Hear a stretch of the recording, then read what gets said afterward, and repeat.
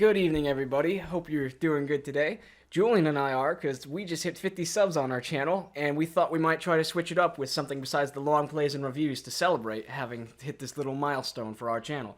So, today, Julian and I have decided that we're going to try to record our list for our top 15 favorite suspects in the Nancy Drew franchise. By no means are these the best suspects, so keep that in mind. These are just our opinions.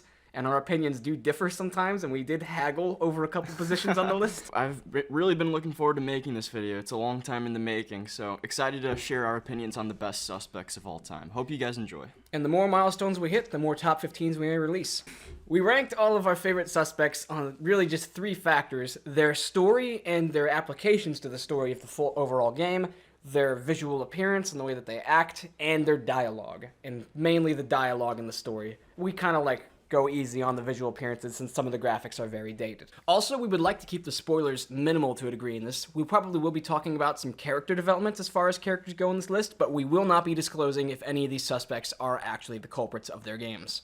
So coming at number 15 on our list of our top 15 favorite suspects, we decided to go with Dagny Silva. Now, Julian's never really played much of Sea of Darkness, and I've probably liked the game more than him for that reason, but I always thought that Dagny was a very colorful and very underrated character. I remember thinking the first time I met her, I hope that this is going to be the next character that they bring back in the franchise and she comes back as a phone contact, or maybe just in another game. She is a very, very colorful suspect. She's the only American in that game. By trade, she is a treasure hunter, and the whole story is that she calls in Nancy because her business partner Magnus goes missing, and she thinks that he found the treasure that they were looking for and absconded with it. So the treasure hunter hires a private detective to find another scandalous treasure hunter. And I've never beaten Sea of Darkness before, but I've still played it a lot, and I really appreciate, I know we're not really counting graphics as a factor in these, but Dagny looks great, and I loved every single dialogue we had with her. She just feels so lifelike. One thing that I gotta mention before we move on to number 14 is that Dagny had a really cool mechanic where as you are solving a puzzle or moving around and stuff, Dagny will talk with you sometimes. When you fix the space heater by her, she'll talk to you about her hometown and stuff, or rather you try to make a conversation with her and try to be all pleasant and stuff, and she gets all unsappy with you and goes what is this, summer camp? Are we gonna start dancing around and making friendship bracelets? Get back on the case, Drew, find my gold. As a sequence, characters talking while puzzles happen has appeared a couple of times in the series, but it's always a treat when it does, and Dagny is probably one of my favorite instances of it. Moving on to 14, we have Carl the Burgermeister. Okay, so personally, I would have liked to have Carl a bit higher on this list. I decided I was okay with 14. He is just one of the goofiest and funniest characters, and he certainly is a character at that. Well, I love him so much. I love that he's obsessed with Raid, and he's making his own board game.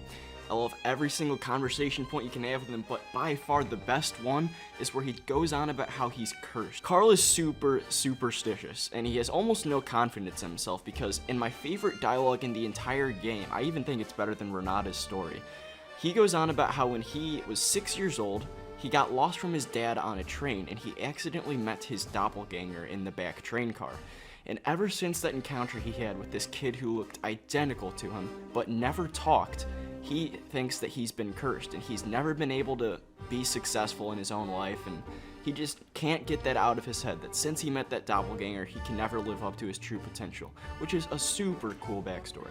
In Nancy solving the mystery in that game, Carl gets over it and realizes that maybe good things can still happen to him, and so he lives his life to its fullest potential and starts branching out with his board games. Yeah, just a great guy. Coming up next on the list, we have Shorty Thurman from Secret of the Shadow Ranch. And I love Shorty. He stands out so well because, honestly, it's mainly because he's so talkative. He's so cheerful. And every other suspect we have on the ranch is, well, pretty reserved. They're pretty uptight about things. But Shorty, he's just a go-lucky kind of guy. And every single conversation we have with him, I love his character design too. He's just a funny dude.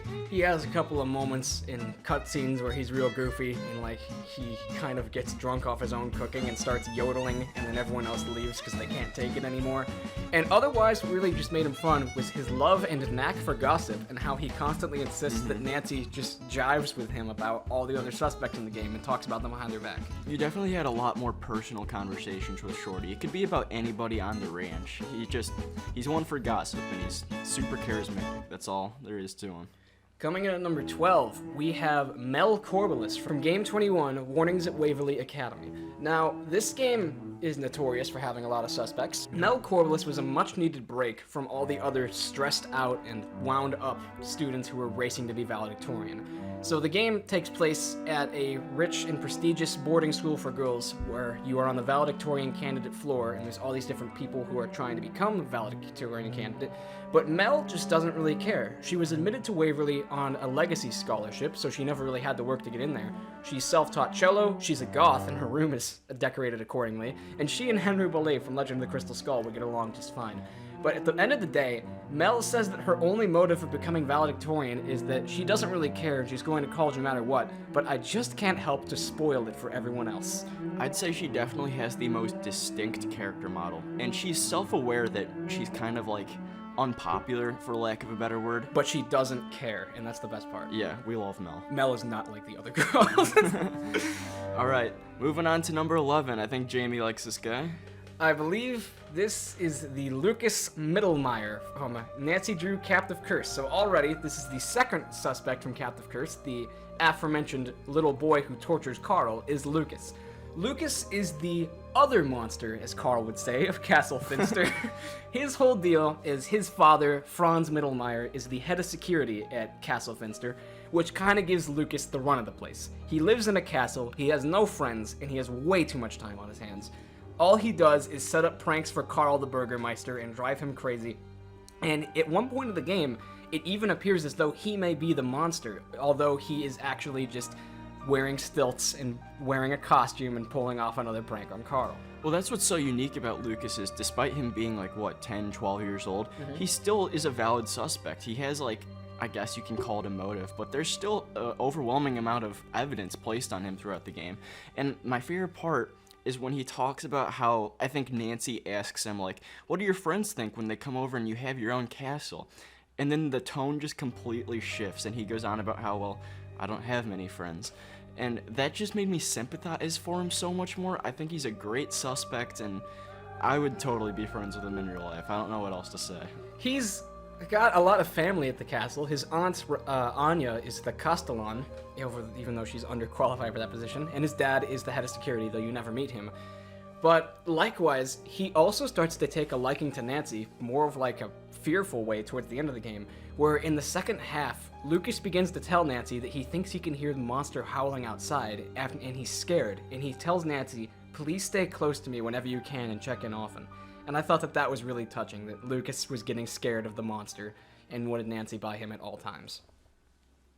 Alright, moving on to number 10. We are in the top 10 now, and I think it's very fitting to start things off with possibly the most iconic suspect of all time. And that would be Professor Beatrice Gertrude Winifred Hotchkiss from Game 4 of Treasure in the Royal Tower. Julian is outspoken about not liking this character, I believe. It's not that I don't like her, it's just I had my doubts about whether she was top 10, but after a little bit more reflecting, I think when you think into the perspective of how much she's served in the community, she's just a nutty old lady obsessed with Marie Antoinette, and she's just such a charm to have in that early game Treasure in the Royal Tower. It's said that she graduated from Waverly Academy, the same alma mater of Mel Corbelis. In that regard, she is also reappearing as phone contacts in games 17 and 26, where she has really good dialogue, especially in game 17. That's like an earth-shattering revelation that changes the whole tone of game when you call her. But we should just focus on her in game 4, Treasure in the Royal Tower. So this it's probably the oldest one on our list, I believe. It came out in the year 2000, if I'm not mistaken. And it follows Nancy snowed into an old castle. You know, I'm never going to forget her quote, asking for 50 chicken drumsticks. That's just like a great joke in the community now. Anyhow, Hotchkiss is very, very strange. She's not quite superstitious, but she certainly has a way about her of how she does things. She's a little stitious. She eventually becomes to be one of the most rational suspects in the game. She is at Wickford Castle because it used to belong to Marie Antoinette before the Queen's Tower was imported from France after the Revolution. And she believes that somewhere in this tower lies the secrets to Marie Antoinette because she is a historian who believes that Marie Antoinette was actually innocent of all the charges that lazy historians slandered her for. One of my favorite parts about her character, and it still holds its uniqueness all the way dating back to 2000 in Treasure in the Royal Tower was that we can go through her camcorder and we can get a first-person perspective of her walking through the halls of the castle, and she's going on these little tangents about, oh my goodness, just the structure of the castle and what Marie Antoinette would have done while she was here. And You would never think this place was built in 1920. It's so 18th C. I know. She's just a great character. She's full of life. She's nutty. She's the whole package. Professor Hotchkiss, everyone. Coming in at number 9, we have the magnificent Markovic, Alexei Markovic from Nancy Drew 25, Alibi and Ashes. Now, I didn't like this character as much as I remembered until I replayed the game, and then I really began to understand the weight of his character and the implications that he has on not just the story, but the entire franchise in some ways. So, Alexei Markovic is an old, all but retired antique dealer who works at the River Heights Antique Shop in Nancy's hometown, who, as you discover while playing as Nancy's friends, mainly George because he's the only one that she trusts, Alexei was actually a young detective like Nancy in his youth until he was accused of a crime that he didn't commit and had his reputation ruined by the press. And what was more so fascinating was that the person who was prosecuting Alexei was Nancy's father, Carson Drew. And he always tries to remain neutral about whether or not he thinks that Alexei actually did steal the magnifying glass he was accused of stealing. You can tell that Alexei holds a lot of resentment for Carson, and maybe even Nancy. But come the second half of the game, when Nancy is out of jail and after having her name cleared of arson for the time being, it turns out that Alexei is very, very supportive of her, and he's very happy to see that she got out and says that we sleuths need to stick together. If you need anything, just come to me and we'll talk. Yeah, just a really well done character shift from Alexei, starting off as this just gruff old antique dealer and then learning more about his backstory and how it's almost identical to Nancy's situation was so cool. But the best part about him is literally what happens in the in-game letter, I think. They find the magnifying glass that he was accused of stealing, and it was in the old time capsule. Yeah, and so he finally has peace knowing that his name is no longer being slandered and the record has been set straight. Just an awesome backstory, and then once you find it out, it's just, you appreciate every conversation with the guy. He's just a super wise old man. Moving on to number 8, we have what may be one of the more controversial picks on this list and characters that people may not be so familiar with, so we advise spoiler warnings, and that's because these two characters are actually from Midnight in Salem. Technically a tie for 8th place, we have Tegan and May Perry, the sisters from Midnight in Salem. These characters had an astounding and really surprising story that I would not have expected. The plot of this game is that May Perry has been accused of arson, and she is previously a burn victim. When she was a child, she got into an accident, apparently, and ended up burning down a shed she was in, and ended up having burn scars all over her body, and she hides them with her bangs on her face. And her sister Tegan calls in a favor from Deirdre Shannon, their cousin, to call in Nancy Drew to help clear her name in the town of Salem, Massachusetts, where there's a whole lot of history about the witch trials that went on and all sorts of things like that. I've seen a lot of discussions from the community on the game as a whole, Midnight in Salem, and I think everyone agrees that the one thing they did right was characters, character development, just conversations in general, and it really shines through with these two characters. And really, Midnight in Salem is the game with the most suspects. There is no way to debate that. There's almost 10, maybe more. Tegan and May Perry, for what really shines for me, and I don't want to give too much away about their story because Midnight in Salem really is worth a play, and I know that a lot of people haven't been able to pick it up yet.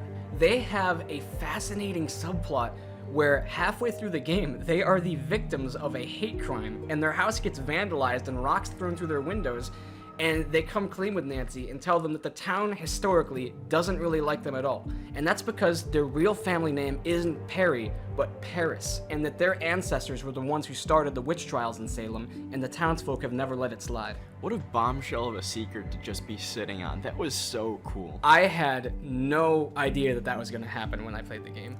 And honestly, there are more secrets to come from that game. I still stand that Midnight in Salem was a decent game and a lot better for what a lot of people give it the rap for. And they certainly made it better. Definitely. All right, moving on to Tino Balducci coming in at number 7. I literally can't imagine Last Train to Blue Moon Canyon without Tino Balducci. Tino Balducci could be the cover art of this game. He should be. He's one of the funnier characters in the franchise, I'd say. Definitely. It's just, like, Tino doesn't even go through that big of a character shift like others do on this list. He earns his spot on this list based solely off of his character and his dialogue. He's so full of himself, and he's just corny, and he's always telling Nancy what to do when he actually has no idea what's going on. He's just a super funny guy. So a brief rundown of Tino Balducci's story is that he was a police detective who one day decided that he wanted a chicken sandwich, so he went to a drive-thru to go ahead and get one when he accidentally rear-ended the car in front of him. Then 2 men came out of the car, angry at him for rear-ending them, when he realized that they were 2 bank robbers on the run who had nothing to arm themselves with but a plastic chicken knife, and so he pulled his service revolver and just made the arrest. And ever since then, he got insane media attention and fame, and he was hailed as a hero, and he started dating Laurie Gerard and then was promptly told to break up with her for public appearances. Bottom line, Tino is an idiot who everyone thinks is a hero, and he has no idea what to do with the responsibility. Yeah, I don't know. Some love him, some hate him. We definitely love him. He's just, you really gotta appreciate how clueless he is. And to top it off, they brought him back as a phone contact in White Wolf of Icicle Creek, where he has all of his spark and vitality that he did in Last Train. Definitely. Coming in at number 6 is a bit of a dark horse. I'm sure some people didn't see this coming, but we think it's very fitting. We have Scott from Trail of the Twister. Now, Scott Varnell is a very, very, very unique suspect, I think. I think that he may be the only, and if not the only, the best interpretation of a suspect who is severely depressed in a Nancy Drew game. Mm-hmm. Scott, in an alternate universe, would literally be Walter White from Breaking Bad. I cannot emphasize that enough. He is a super overqualified and brilliant man who knows everything about storm chasing and tornadoes. He claims that he knows more about tornadoes than anyone else alive, but he is limited and held back by the stupid and low-quality resources from his podunk college in his podunk town.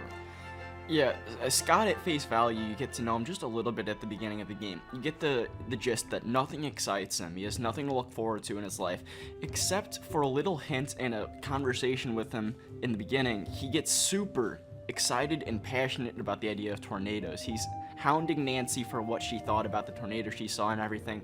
And then the end game really shows just how much Scott takes his work seriously, and it's just so sad that he wasn't able to make the most of his resources he had. Part of Scott's trauma and depression begins with a couple years back when he was held responsible for the death of a townsfolk named Ma, who was the wife of Pa from Ma and Pa's General Store, which is like the famous gas station and general store where everyone goes in the little town that they live in.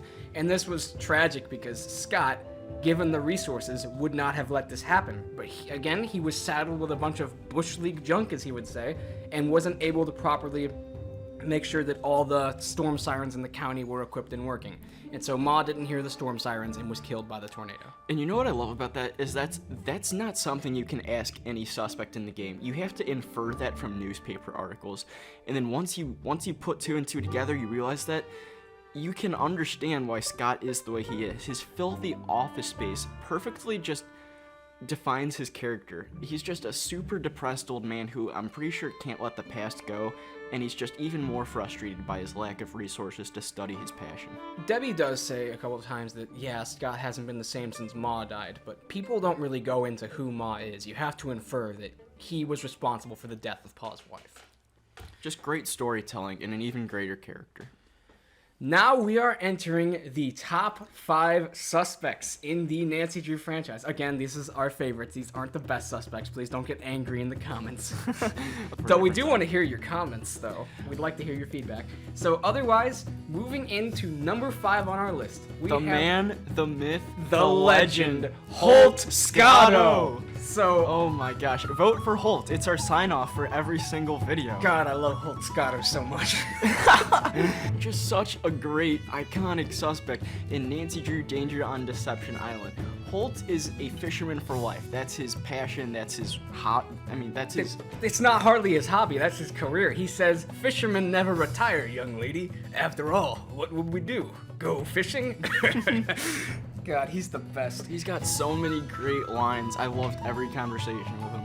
He has Nancy take a little seamanship quiz so that she can figure out how to just learn her way around the nautical happenings of Snake Horse Harbor. And this is the game in the Pacific Northwest, by the way. Sylvia Puppysticker's hometown. What I love so much about Holt is his motive against Katie, and especially how he's running for harbor master. He does not fit the political stereotype whatsoever, and for that reason, just him breaking the norms like that is amazing. His whole reason for running for harbor master is that the current harbor master bends backwards so far for the environmentalists, it's a wonder he can still walk upright. I think that it's about time that the politicians in this town do what makes sense instead of what's politically correct. And it was bold of her interactive to make a character like that, like, especially so early on. I think it just worked so well. He's just a charm to talk to. Otherwise, as far as his importance in the game story-wise, he is one of the prime suspects for the vandal of Katie Firestone's boat, which is vandalized upon arrival of the opening cutscene, because he's very outspoken about not liking Katie, because they got into a debacle about this whole whale that showed up in the channel outside of Snake Horse Harbor that's hurting the fishing economy. But on that note, Holt Scotto, one of my favorite characters of all time. You know, he reminds me a lot of Quint from Jaws. Yes, he does. He is a very old, chiseled fisherman. Yeah, just it fits the fisherman stereotype so well. We love him. Coming in at number 4, and wait, let me just say, now it should be clear by now how much we love Holt. He's only number 5, so we're gonna jump into number 4 now with Dexter Egan from Treasure in the Royal Tower. Now, I believe Julian likes this character more than I do. I would have put him not as high up on the list, so Julian can go ahead and take away Dexter. Oh, Dexter Egan. I mean, where to start? He starts off as such a grumpy old man, and through the detective work throughout the case, we just reveal so much about his backstory and pretty much how sad of a life he's lived. My favorite part, it's not direct with Dexter, but it's when you find the newspaper clippings about when he was a boy, and now he is an adopted son to Ezra Wickford, the owner of the castle. Yeah, and that whole sequence, it's a secret passageway in the library that you find that's got all these old journals from Ezra Wickford. He wrote a poem about Dexter that just, like, breaks my heart every time I read it. There are things I like about him, I just don't know if I like him this much. But... So after we make this realization, though, every single conversation with him afterwards has completely changed, especially after he realizes that Nancy's made it into the secret passageway of the castle. He gets that reinvigorated joy for just the castle, and his childhood all rushes back to him when he finds out Nancy has also been snooping in the secret passageways. And that's so cool. He goes through one of the best character shifts of all time, from this grumpy man who literally assigns like 4 or 5 chores in a row at the start of the game to helping Nancy solve the rest of the mystery because he is also emotionally invested in it. Otherwise, yeah, I have always had a soft spot for Dexter Egan. I thought that he was the man. I love how he's grumpy and funny. He's got all sorts of euphemisms. I love how Hotchkiss orders couscous on the menu, and Nancy says, hey, Hotchkiss wants couscous. Just like, never heard of it. Jeez, go order something on the menu, woman. But yeah, he's a real colorful guy, even if he's a bit grumpy. It's like, I can just imagine him growing up in this castle and his childhood and everything, and where he went wrong in life and how he's really never forgiven himself for his sins that he made and how he betrayed Ezra and all this stuff. He was quite the delinquent in his youth. Otherwise, we are now entering the top 3. Comment right now who you think is number 1. No, here's where we're getting a little controversial. I don't think people would see these top 3 coming. Maybe 1 or 2 of them, but we have some good explanations why. Julian, okay, you know this suspect much better than I do, so you can go ahead and take this one too. All right, number 3, here we go. Ryan Kilpatrick from The Deadly Device. Oh my gosh, Ryan is great. And it's because she's so unique because the game sets her up from the opening screen to be the criminal. And the objective of Deadly Device it's not to solve the mystery, it's to pin the evidence on Ryan so that she can go to prison. It should be noted too that besides Secrets Can Kill, and maybe Crystal Skull if you want to stretch it, this is the only murder mystery. Okay, so why do I love Ryan so much? I mean, the first moment we meet her, she almost kills Nancy playing with her tools and everything. A bolt almost gets thrown right in front of Nancy's face, but she's just not the ominous scientist stereotype that you think of. I loved every conversation with Ryan. She's obsessed with gummy bears. She hates robotic cats. She's just a joy to talk to, and someone that I think Nancy would become best friends with in real life, honestly. Ryan is a very, very likable person from the 40% of Deadly Device I have played. She is very quirky, I guess. She's pretty funny, too. Personally, I was never the biggest fan of Deadly Device because I felt like the atmosphere was pretty limited, and also I suck at science. But I can respect it. Putting the game aside, just focusing on Ryan, my favorite part is when you're going through security footage and you find the raw clip. It's just a earth-shattering clue, a piece of evidence towards who killed Nico, and then a code pops up on the screen. And Ryan, being the genius she is, she knows that whoever killed Nico now knows that we saw the unedited clip. And that's just such a scary realization. After the halfway point of the game, she puts 2 and 2 together and she straight up asks Nancy, "You're not a potential investor, are you? You're a detective." And we get the option to say yes or no to Ryan. Now, in my opinion, you'd be insane to say no. I think at this point, Ryan's extremely trustworthy. So when you say yes, you develop a real friendship with Ryan, and the two of you work together to solve Nico's murder. So cool. I can't wait to play Deadly Device for the channel. We're only 2 games away from it. But otherwise, I think it's time to move on to number 2. So, this was my insistence, who I was trying to fight for to be number 1, but I feel like I had to concede and let the number 1 spot go with Julian's pick. So at number 2, we have Harper Thornton from Ghost of Thornton Hall. Oh, we love Harper. Harper is a very, very clever suspect to include. You don't meet her until you're like maybe a little over an hour into the game, and there's no evidence to suggest that you're going to meet her. The foreshadowing before you meet Harper is you hear bits and pieces about how Charlotte had a sister and what happened to her. And even in the cemetery, you can find Harper's tombstone. And Wade will tell you that the day after Charlotte Thornton died, Harper went crazy and ran off into the woods. We thought she was dead, and so we made her this tombstone, until one day she came back in the door looking thin as a spring bean. No one ever forgave her for how she scared us like that. And ever since then, no one really knows where she is. Harper's probably the darkest suspect of all time. And it's super cool that you don't meet her until truly like halfway through the game. When she is impersonating her dead sister's ghost. Oh. She brings you down to the basement blindfolded and tells you who she is, and immediately follows it up with, "Do not tell anyone that I am down here." You find out from all the other suspects that Harper is very dangerous. She has a history of trauma and meltdowns, and you even find a newspaper clipping in the crypt that says that she lashed out and hurt people at Charlotte's funeral. Her character model is so creepy. You can tell she doesn't take care of herself. She's got the most wild, stringy hair. Yeah, she looks like a real witch. The young children in the town used to call her Witch Lady, and then she jokes about throwing them down a well. Ugh, just a great character, and her presence added so much to what was already a super dark game. What really is insane is that she seems to know things about the night that Charlotte Thornton died that nobody else does. And the more that Nancy interacts with her, the more piece by piece, little by little, she begins to trust Nancy and fill her in what's happening. All trying to figure out what happened to Jessalyn Thornton and if Harper played a role in it. All right, honorable mentions. Honorable mentions for this list. Now, we have a lot that didn't make the cut. We'll just go ahead and run through them right now. Wade Thornton, the Wade man of Alcatraz, as Harper would say. Nicholas Falcone, Fight the Power with Had It for Humans Against the Destruction of Illustrious Theaters. Slaying the Corporate Dragon to free the United States of Generica. A very eccentric character. A couple others that I love is Ollie Randall from White Wolf of Icicle Creek. He and Guadalupe Camillo, had an amazing subplot where they would fight with each other and she'd mess with his rifle so he couldn't shoot accurately to kill the wolf.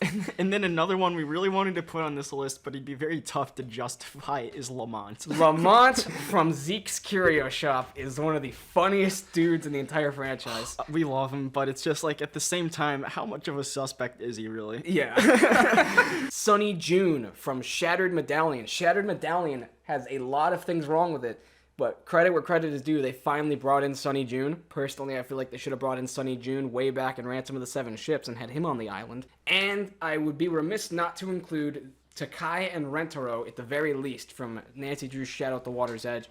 Super colorful characters. There's very little that I can say to justify their whole spot on this list right here. No one suspect from that game really shines. It's just how they all work together and kind of have their whole story told. All right, everybody, we are moving on now to our personal favorite suspect of all time. We will personally be super impressed if one of you guys can guess this one. I don't know. I haven't seen many people praise this suspect, but here we are, and let me justify why we love him. Number 1, ladies and gentlemen, is Gray Courtright from Nancy Drew Deadly Device. Now, credit where credit is due, Deadly Device has some amazing suspects, even though I have a lot of other problems with the game, like how I suck at science and can't solve any of the puzzles. But Julian knows more about Gray than any man alive, so go ahead and take it. Oh gosh, I love Gray. So, ever since the first conversation with him, I just knew that we were in for a great suspect. Nancy first meets him and he says, "Name's Gray. I don't care what your name is. Don't tell me." And then he walks away. Really, if I were to describe him before Julian gets into the details, he is a cross between Dexter Egan and Scott Varnell. He takes the best of both characters. That's absolutely true. So, getting into his story now, why do I like Gray so much? Well, it's because he used to be best friends with Niko Jovic, the man who died in the game Deadly Device, but he can never admit it because he had a falling out with him, and the two could never see eye to eye anymore. It all started ever since they were teenagers. They literally grew up together. As Gray describes it, he was always the brains between them. All Niko was a scrawny teenager with bad acne who needed help with his homework. Just boom, what a shot fired right there. But then as he talks about it, their relationship more and more, the two of them patented a lot of scientific discoveries together, and they were both geniuses. Their brains worked so well together. And then one day, Gray just woke up, the floor wasn't there as he said, and he had an existential crisis. He couldn't make any more advancements in the world of science, and Niko had pretty much stolen all of his work and credit for the brains that he once had. In short, you could go as far as to compare Niko Jovic and Gray Courtright to Thomas Edison and Nikola Tesla. But where things get super interesting is that Gray, he got lost. He pretty much was unemployed because Niko stole all of his work and his brains. And what added insult to injury is that Niko hired him to be a security guard for his lab, where Niko was working on all of Gray's science. I mean, what a stinger right there.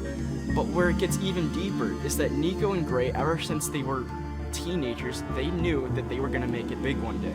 They both made an agreement that if they were to discover science that could potentially be super dangerous and be military weaponized, Gray would take it upon himself to destroy Niko's work for the betterment of the world.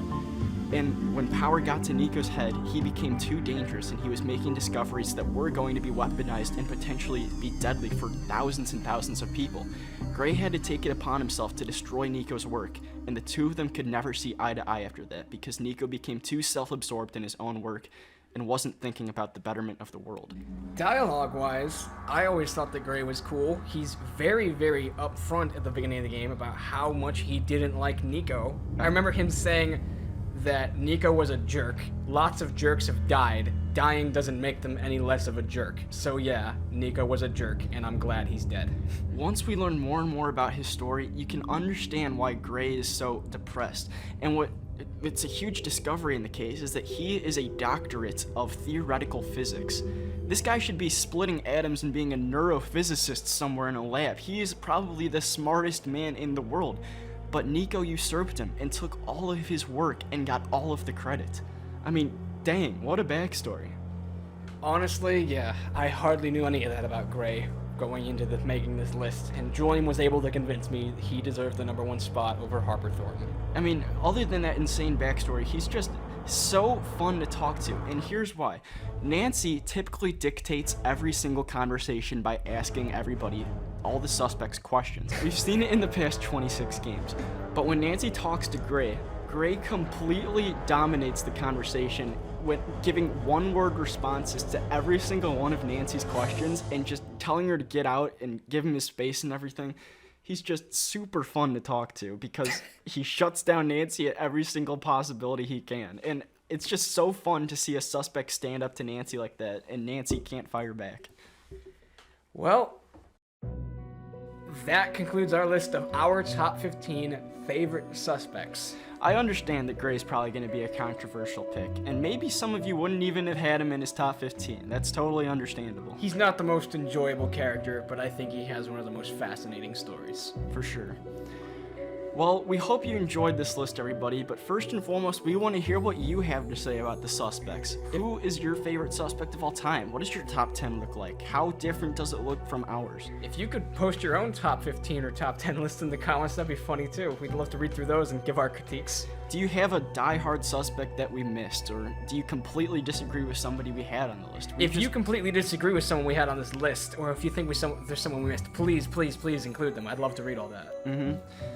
Well, that being said, everybody, thank you so much for 50 subscribers. We know it's not the hugest milestone, but we're proud of it, and we first and foremost just have a ton of fun making these videos. Regardless of our subscriber count, we're just going to keep pumping them out because we love Nancy Drew videos. We love Nancy Drew games. Yep. Thanks so much for listening, everybody. Hope you're staying safe and have a good time listening. I guess we'll see you in the next video. Vote for Holt, everybody. Vote.